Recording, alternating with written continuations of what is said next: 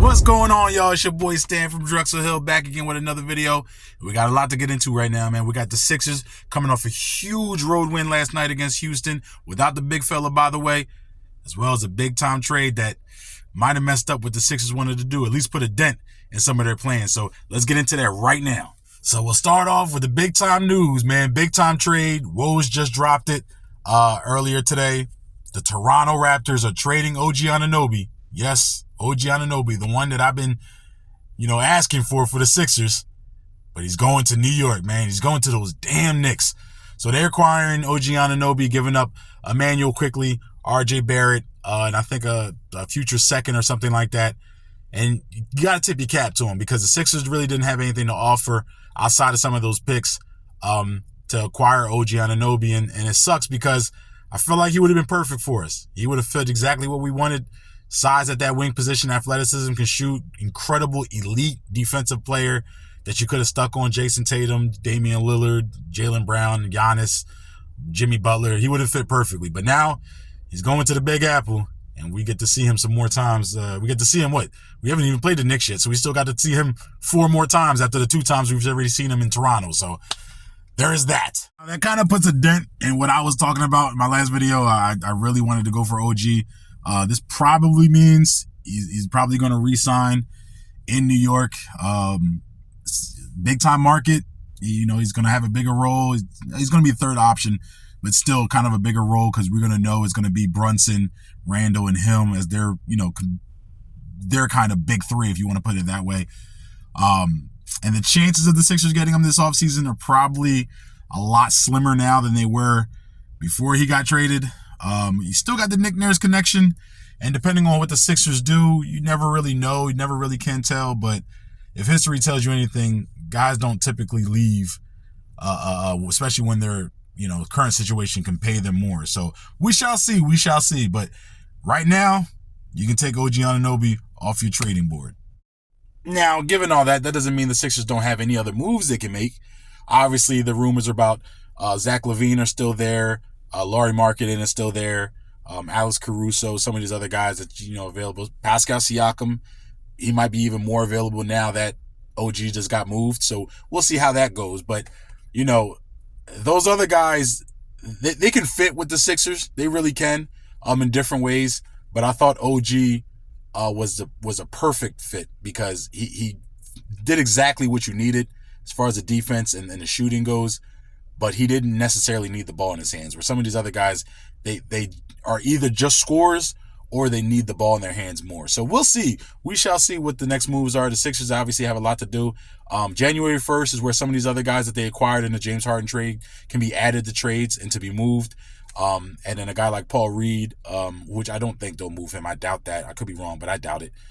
He can't be moved until January 15th. So we're going to see. There's going to be a lot of movement probably coming up between now and the trade deadline. Well, January 1st and the trade deadline. So we'll have to wait and see if the Sixers do anything impactful that's going to kind of make them take the next leap. Because right now you still got to put Boston and Milwaukee ahead of them. They're a tough out, but you still got to put those other teams in front of them. And hopefully they can make some type of moves to get them right back into the mix. Forget all that. Let's talk about what went down last night in the city of Houston. Your Philadelphia 76ers got their 22nd win on the road. It was a big-time game, and Tyrese Maxey, Marcus Morris Sr., North Philly's own Marcus Morris Sr., coming through in the clutch. And my man, Pat Bev. Shout out to Pat Bev. He came up big, too, hitting some big-time shots, talking that smack to Fred VanVleet at the end there. It was a great win, great team win. Those guys came together, hung around long enough, and then once they got to the end, they were able to pull it out. So that was really dope to see. You know what's so funny, man? I'm watching that game last night, and I'm watching Jalen Green, right? Jalen Green drops 31, hits like 5 threes, hit one crazy one towards the end there to get to lead to 2. And Jalen Green shoots 33% from 3, right? 33% from 3. And this guy's over here splashing everything. I'm like, watch. Next game, I can almost promise you he's not going to shoot like that. 31 points on an efficient splits, right? Efficient splits. Just mind-boggling. And then Fred VanVleet. Kind of same thing. He and Jalen Green, they're sub 40% field goal shooters. Sub 40. Both of them are like 39, 38% from the field. Now, Fred shoots better from the three at around 37, and Jalen Green, like I said, is at 32, 33. But, man, these guys were shooting the lights out. I think Fred VanVleet hit the first 3 threes for the Rockets to start off at like 9-0 or something like that, 9-0 run against the Sixers to start the game. I'm like, oh, my God. I'm thinking to myself, it's going to be one of those games. But give the Sixers credit, man. They kept fighting, clawing their way. Of course, the Rockets' Şengün was doing his thing. Baby Jokic, as I like to call him. Sixers were able to pull it out, though. 131, 127. It was a huge road win. Like I said earlier, I know that the Rockets were without 2 guys, Jabari Smith as well as Dillon Brooks. But the Sixers, once again, without their big fella, and hopefully he gets healthy soon after rolling that ankle at home a few games ago. Unfortunately, he had to miss the Christmas game. Sixers picked up the first win without him against Orlando, and then he missed the third game last night against Houston. Probably misses tonight against Chicago. So hopefully he gets back soon. But it was just a great team win, great team effort. Just shout out all around to all the guys on the team. And what else can we say about Tyrese Maxey, right? What else can we say about Tyrese Maxey? 42 points on 50% shooting from the field. Didn't shoot the three all too well. Has been struggling a little bit, but the character and class of this kid. Now, first of all, he's the highest or second highest scoring, has the second highest scoring average in the second quarter, only behind, I believe, Luka Doncic in the entire league. And that's just kind of mind-blowing, right? And then you just look at the way he's scoring. He's able now to start drawing more contact and get those fouls, and he's getting to the basket and putting so much pressure on the defense. And last night, he made a play without even making a play. Goes to the basket, gets blocked, but because of where the block happened, Patrick Beverley gets the ball, swings to DeMarcus Morris Sr., 4-point play. And so it's like, it's one of those things where he made a play without making a play, but because he put so much pressure on the Houston Rockets defense, it made them have to make an adjustment and had guys out of position who probably could have got that rebound. But because he's going to the basket, obviously the defense shrinks, sinks in, collapses in the lane.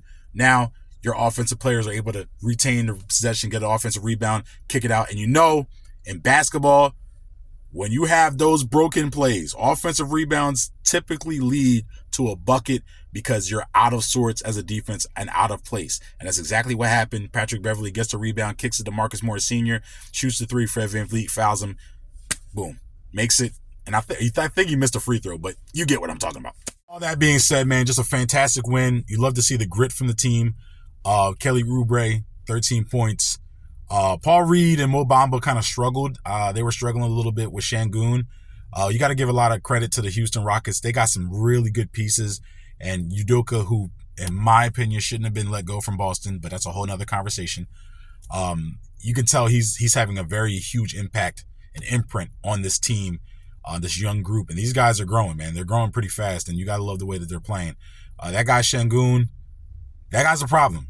He's a problem. Now, if Joel's in there, he might not be as effective, but he was doing his thing against everybody else, you know, and making plays for other guys, getting buckets. He was doing everything that you would want a young guy like him to do. He was taking advantage of every situation he was in, and you got to tip, like I said, I tip my cap to them boys, man. Them boys, was hooping. And I know I was clowning earlier about Fred VanVleet and Jalen Green shooting splits on the season, but those guys came out last night and they were playing hard, man. They were hooping, you know, and fortunately enough, you know, our Sixers were able to match that with the likes of, like I said, Maxey going for 42. And Tobias, we've been on him a lot about his consistency, and I know he's been on the trade block and should they move him and the contract and all that stuff. But I'm not going to harp on that. Let's talk about the positives, even though I can't stand that offensive foul that he gets every game. The off-arm push-off, the left arm. He did it last night against Fred. Let me stop. Like I said, I'm going to harp on the good stuff. I'm not going to harp on the bad stuff. I'm going to stay on the good stuff. He played really well. I believe gave him about 22 points. Got buckets when we needed to, you know. And then the Sixers bench. Shout out to Marcus Morris Sr., Pat Bev, Robert Covington. They came in. They did their things. They kept hold it down.